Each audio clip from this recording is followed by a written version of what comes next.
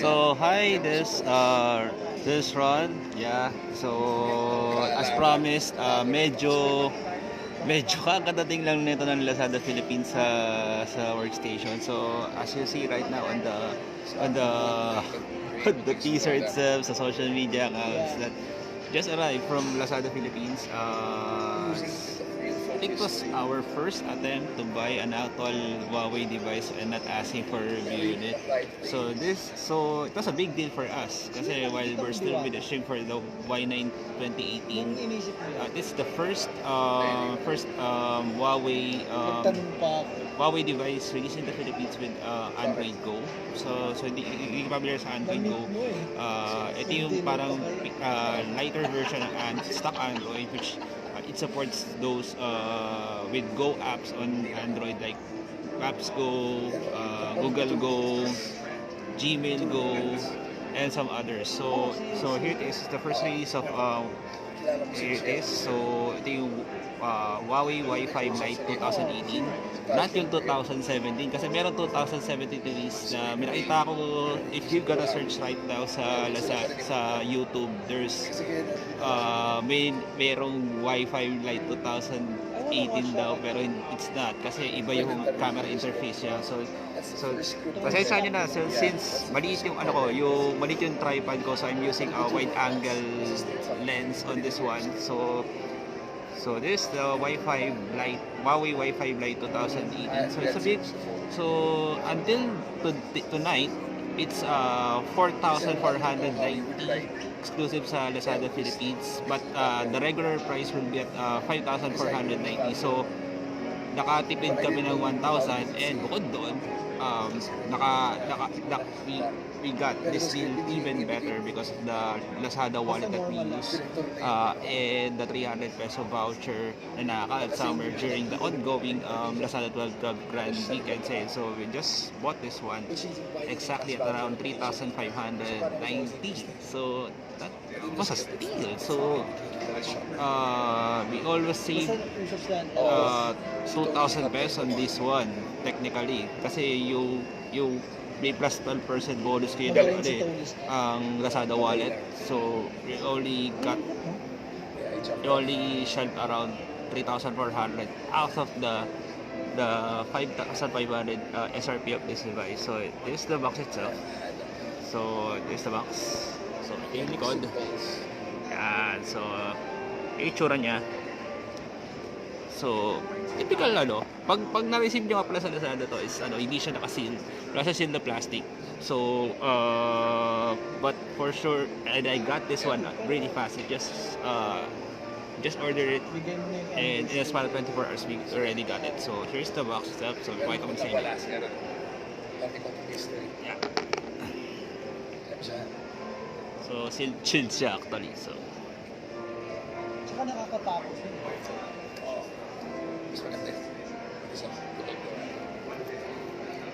yeah, so ito yung itsura ng box. So nakasil talaga yung Huawei talaga. So pakita ko muna natin yung laman ng device.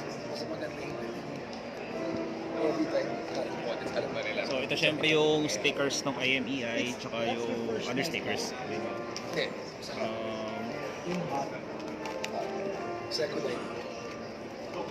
Doon muna lumabas yung embers na. Ito yung provided na SIM ejector tool na nakakabit sa box. Gagamitin kayo later on kasi wala pa akong idea if this phone has hybrid dual SIM or sana dual SIM. Baka paano yun.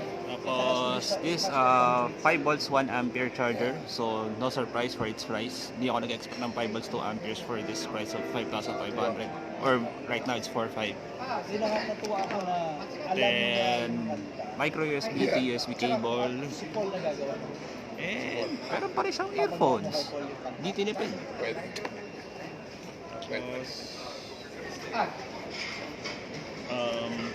Kickstart guide tsaka yung warranty card.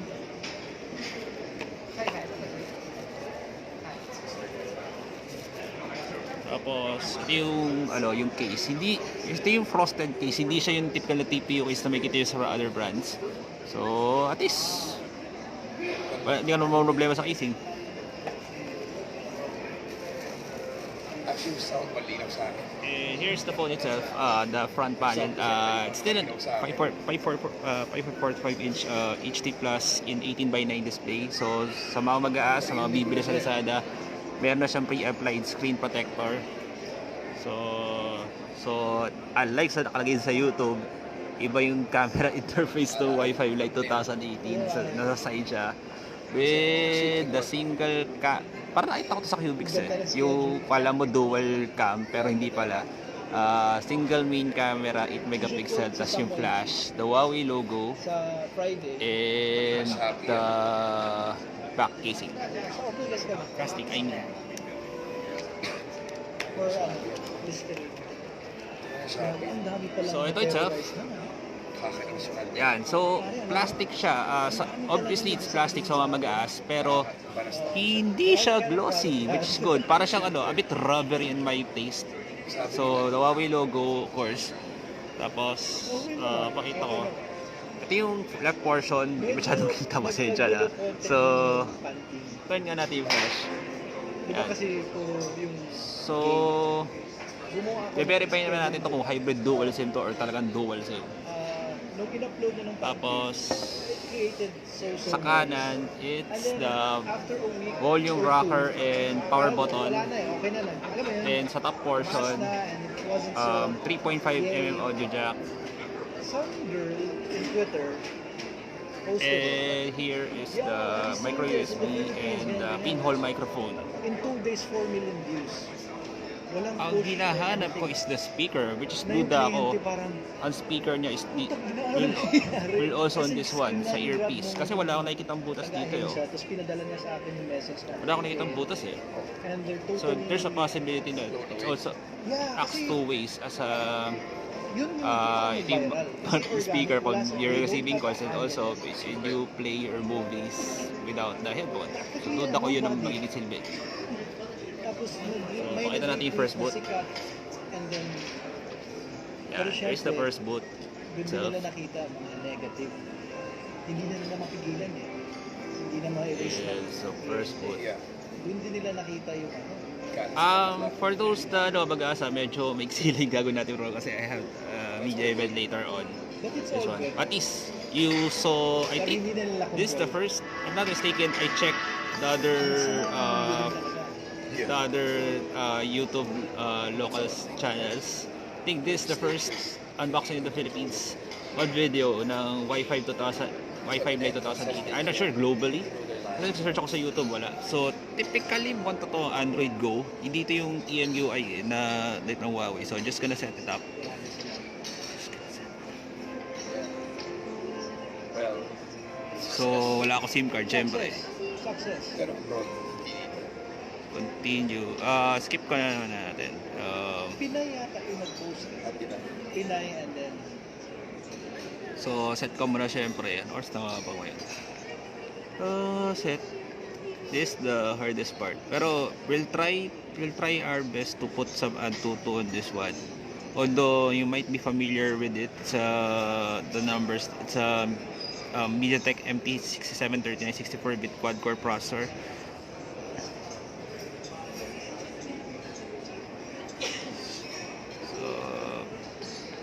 Let's see. Basta ba ngayon? Natigin yan. So, dito pa lang, sa first setup, dito yung EMUI na nakikita natin. Screen lock. Alam mo na. tapos siya naging referee sa mga mega traces. Siya yung naging referee kasi siya nag-post. See, and then you go buy it from an influencer. What? So, yan. Yung naglagay na ako muna ng pin. Since obviously wala siya fingerprint sensor. Just a sec. Yun na nga eh. 18:9. So, here's the first ever boot of the Huawei Y5 2018. So, yan. Obviously, this is Android Go. So, makikita nyo totoo nga from their claim na this is the Android Go device. As you can see, this is the list of apps that you can check. May Google Go, may Gmail Go, may Maps Go. Although you can see some of the Huawei apps, nakalusot sila. May Phone Manager, the Torch, the Teams, YouTube Go, FM Radio, buti na lang meron. The Google Assistant Go. And here's the pull down menu, which is ang sarap. It's refreshing. So although yung default keyboard niya, it's not Gboard, Swift pa rin. So pwede ko na mag-download ng ano. So tingnan natin yung storage ko ilan. Iba siyang ano, no? Wow, solid. So out of 16 gigabytes of internal storage, He has a big team. the apps and the OS itself only consume about exactly 4 gigs. So meron kang 12 gigs to put up more apps on this one. So ito yung moment of truth. Gusto ko nang malaman kung talagang hybrid or dual SIM talaga yung device. Since walang clear reports. Di rin siya nakalagay sa information ng Lazada eh. Buksan natin. Ayaw mo pumunta sa Baguio? Wala, maging sa Oh, good to know. Okay. What do you say, Huawei Nova 2 AI? See, even this Y5 Lite 2018 as true blue dual nano SIM and dedicated micro SD slot. And alamin natin kung may OTG. So, at least medyo matigas na konti yung kanyang SIM tray. Kasi ayoko talaga na medyo nagbebend na SIM tray. Medyo delikado yun eh. Ano nga?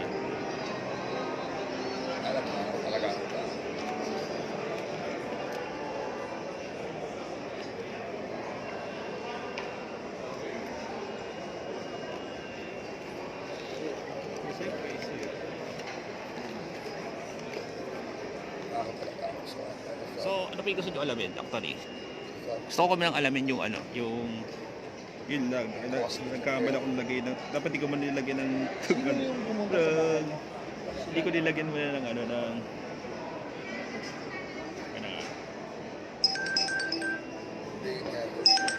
okay, confirm nga na checking the checking the speaker na it acts two ways.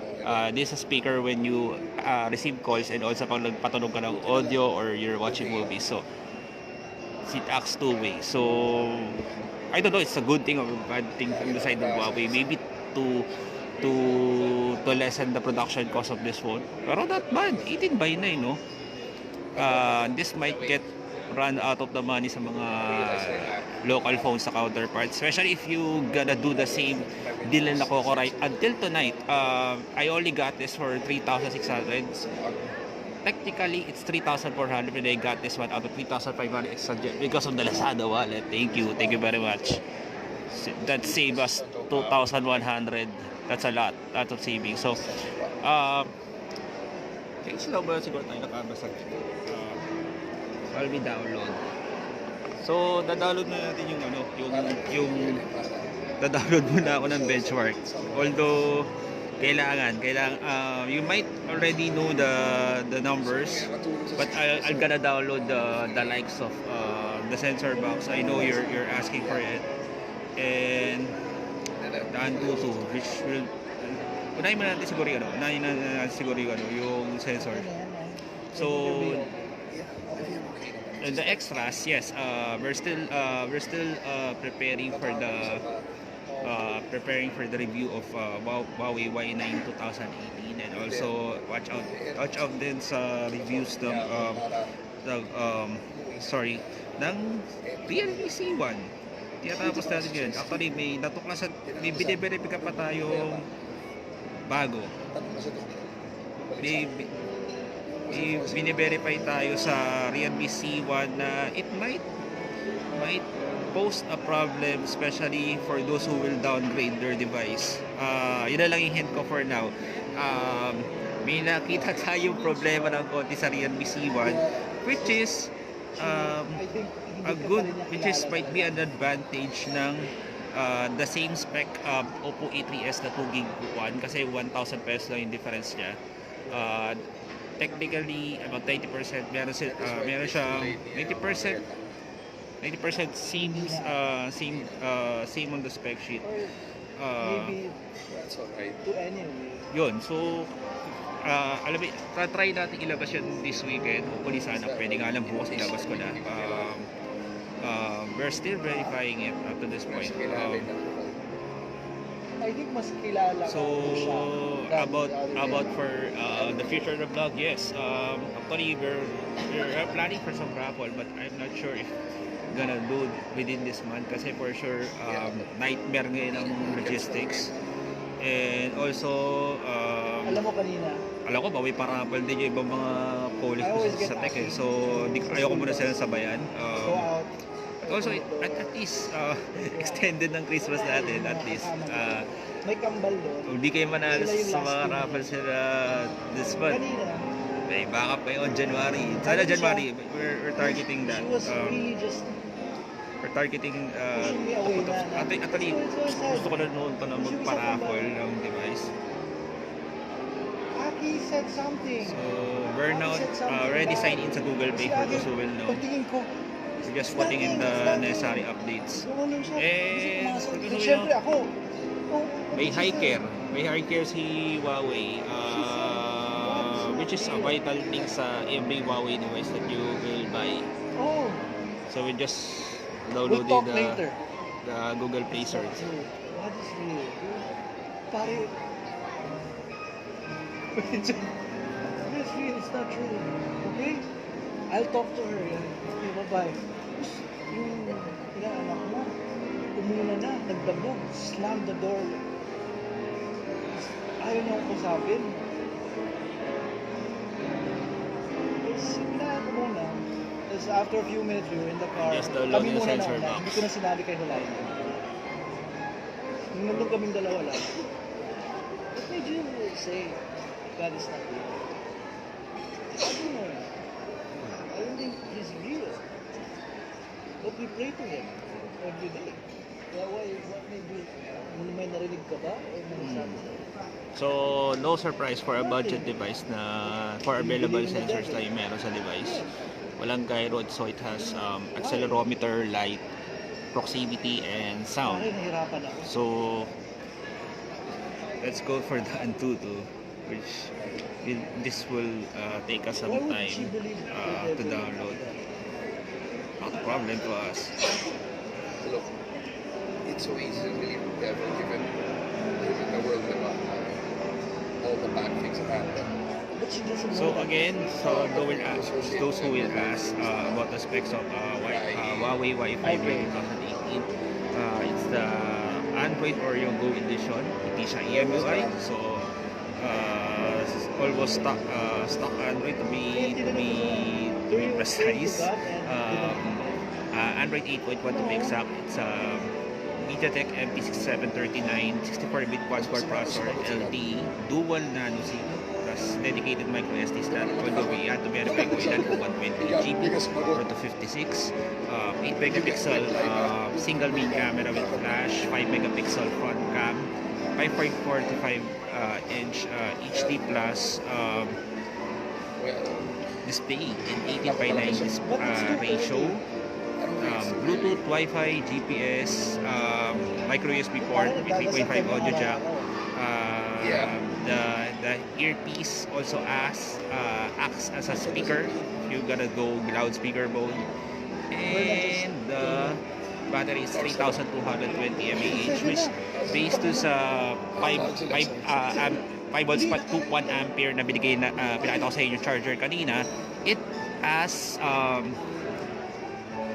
I think guessing time namin sa 3 hours and 15 minutes based sa experience namin with that battery capacity and the given output of the charger na yun. So we're still downloading the Play support libraries.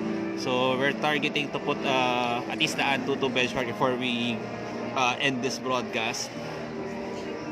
Pero siguro yung sensor, importante na sa inyo, no? Importante na sa inyo na nakita yung sensor that it has four available sensors. But it's not bad, especially at the going sale price right now at Lazada, which 4,500.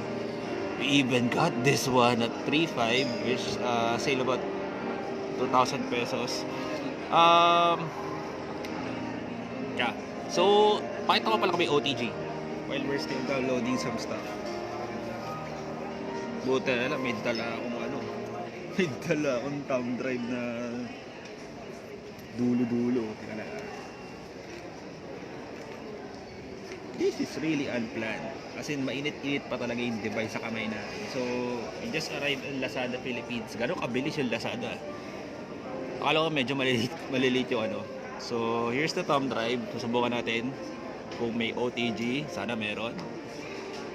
Sana meron po. At confirm. Just like in any Huawei device. I think ito yata yung in a few years na budget na less than 5,000 or around 5,000 na device from Huawei na may OTG. Hindi ko sure yung Y6 kung meron Pero yung once na naka-review kami ng under 5,000 na Huawei, wala siyang OTG. So, here it is. As you can see, OTG support is visible on this Huawei Y5 Lite 2018. So, rejoice. Sorry. Yeah.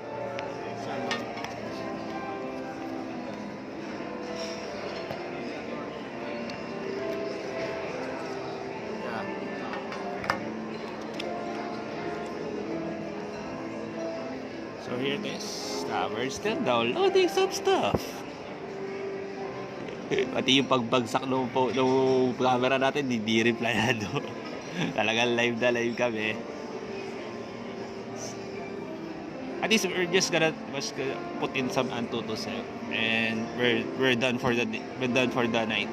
Kasi pupunta pa tayo. At least. Yeah.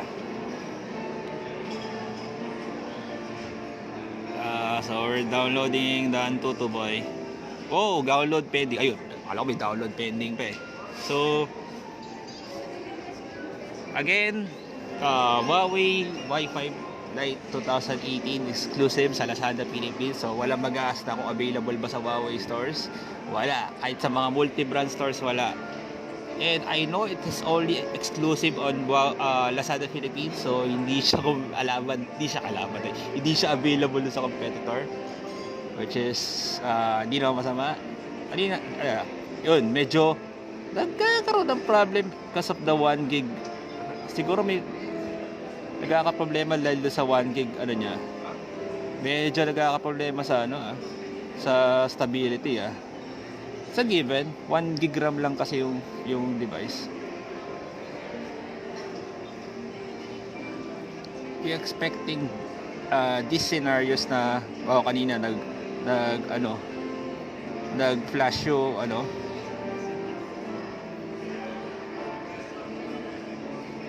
yun, at least nagda-download pa rin naman. Di nag-crash yung device while downloading the stuff.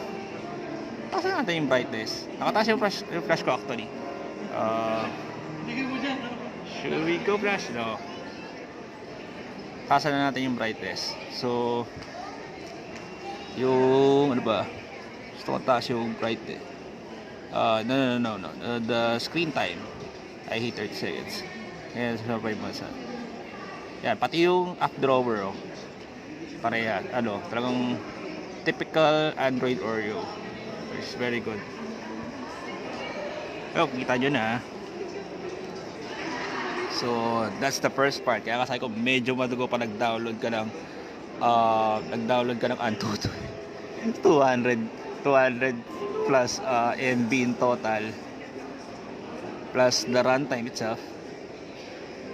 Pero I guess you might already guess the numbers, pero at least for formality, and of course for those who will not gonna catch the Facebook live, of course there's a replay button obviously.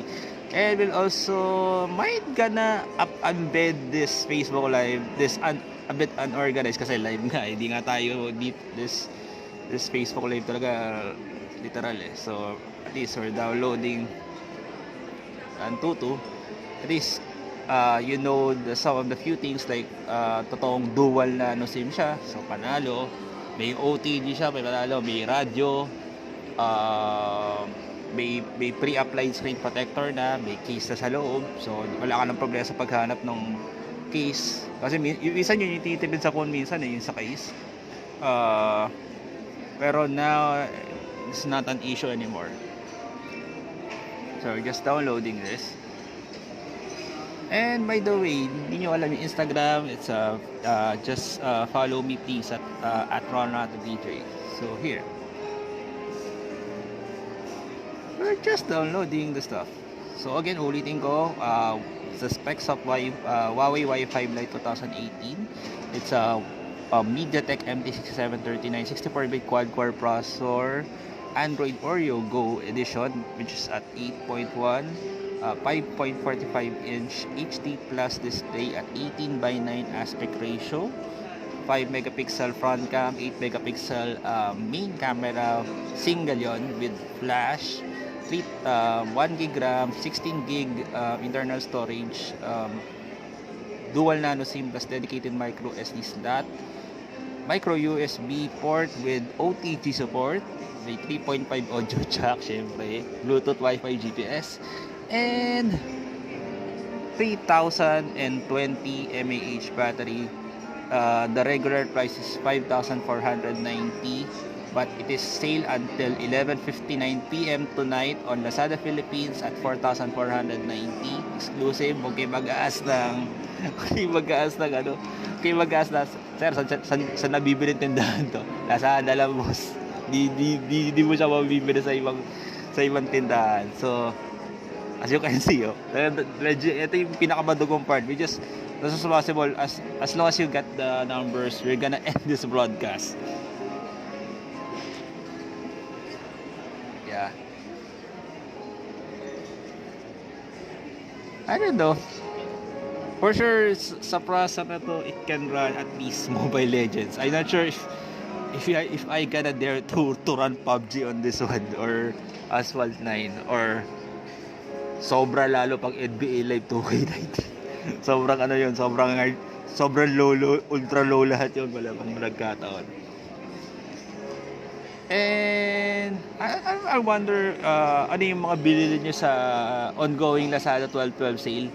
Ako bibili actually, aside from this one, since ang laki ng discount ko for the 12/12, actually di ako bumili ng 11/11, bumawi ako sa 12/12, which is the right timing. Kasi yun, pro tip, if you got, right now it's 7 p.m, if you got 5 more hours to take advantage of the Lazada wallet. If you not use Lazada wallet right now, may 12% bonus kin ang Lazada wallet up to 240 pesos. So to do the math, maximum mag-load ka ng 2,000 pesos, yung 2,000 pesos po sa Lazada wallet magiging 2,240. Ang laking bagay ng tapos pag first timer mo mag Lazada wallet, may 20% off ka pa na maximum ng 600 pesos. So kung halimbawa bumili ka ng device or accumulated items worth 3,000 maximum, may 600 pesos ka ng off,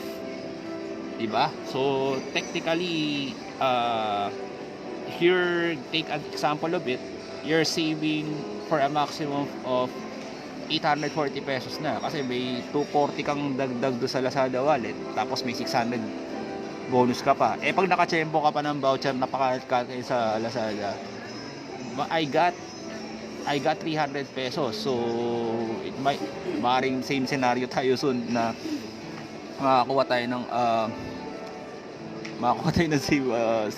savings. So open tayo.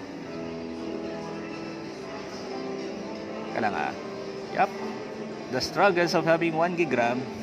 Pero ba't ko pa magre-reklamo? It's buti nga Huawei chose, kudos to Huawei Philippines to release this one on Android Go, not EMUI.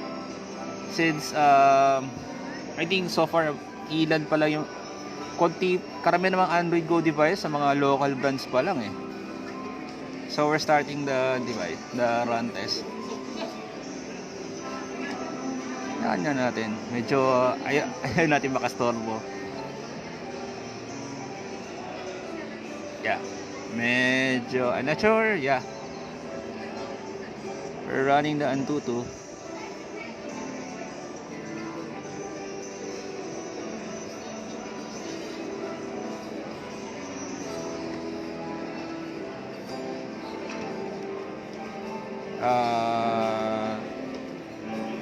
Siguro kaya reset natin to so para this fresh start, since I know it's might be part of the process na 1 gig RAM nga lang pala itong device na to. So again, for those who just stay tuned in this, the boot up of Huawei Y5 Lite 2018 in Android Go, which I believe this is the first Android Go device na di-release ng Huawei Philippines. So at least medyo may another option ka na if you're medyo gusto mo ng Android Go pero ayaw mo sa local brands. This is a global brand obviously. I'm not sure if this the only available color option na nakita ko. Kasi nung in-order namin to sa Lazada, walang color option sa lumabas eh. So it might also a reason na to cut cost na baka isang color lang talaga ilalabas ng Huawei. I'm not sure. We have to we'll try to communicate with the people of Huawei Philippines if there's only one available color release for the Philippine market. So we're doing the Antutu once again.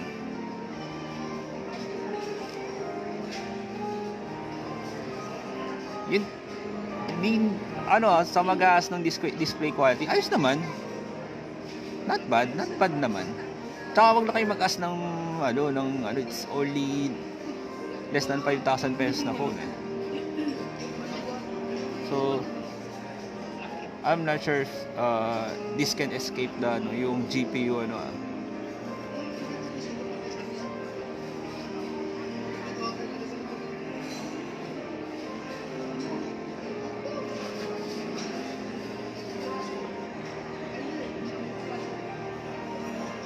Usually pag yung mga 6739 na 1 gig RAM, hindi niya iraran yung GPU test. So shortcut kagad to sa sa 51% eh.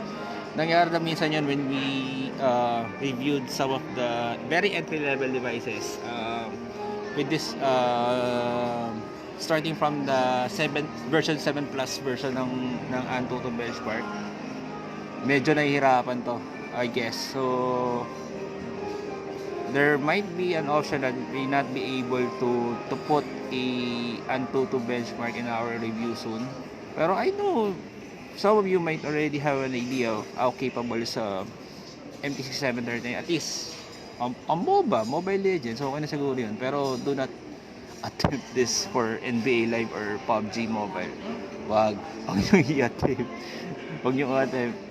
Mobile Legends okay na to, pero yung 1 GB RAM might be a problem. So yeah, medyo stuck siya. So let's wait for a few minutes. Pag hindi sa loob pa sa 51%, antayin natin ng a few seconds. We might have to end this broadcast very soon kasi talaga lang hinihintay natin eh. Tsaka for sure naman siguro yung 3.5 jack na ito, hindi pati yung old school. Yung CDM, may standard dito eh. I hope hindi naman siguro tinipid ng Huawei yun.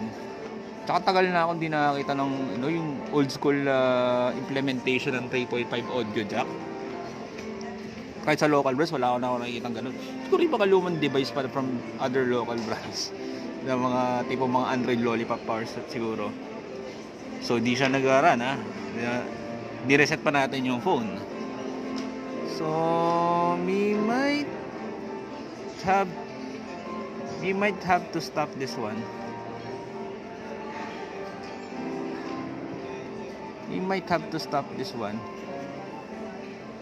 So Sa pa natin Ayan, na clear yung RAM. Tingnan natin.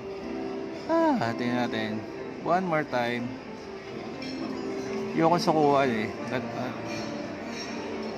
you already downloaded it.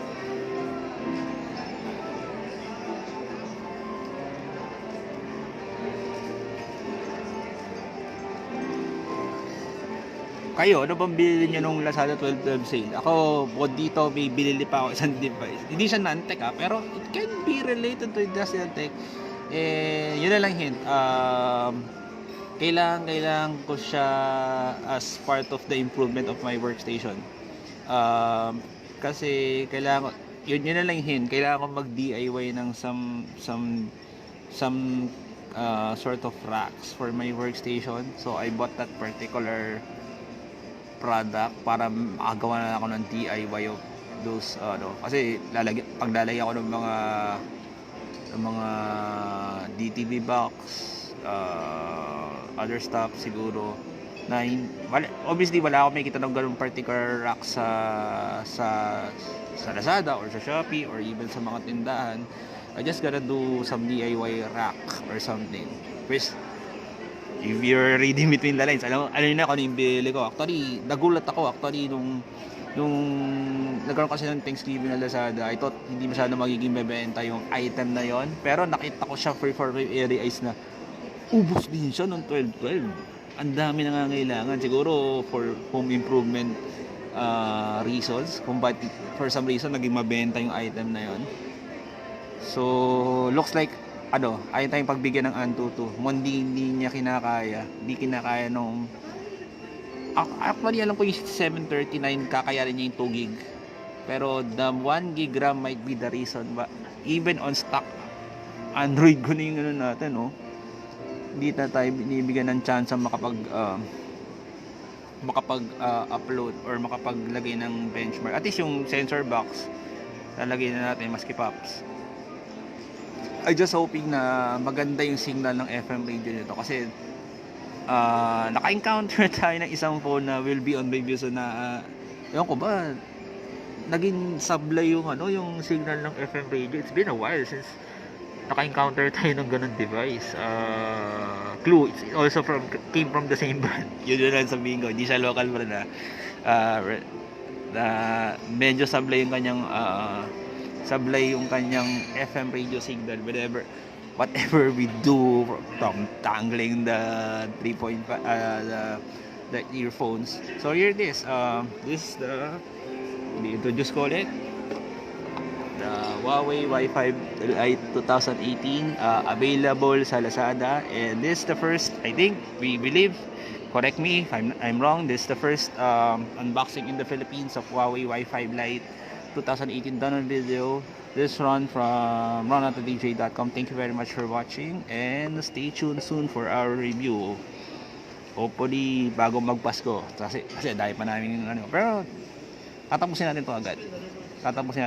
So thank you very much for watching.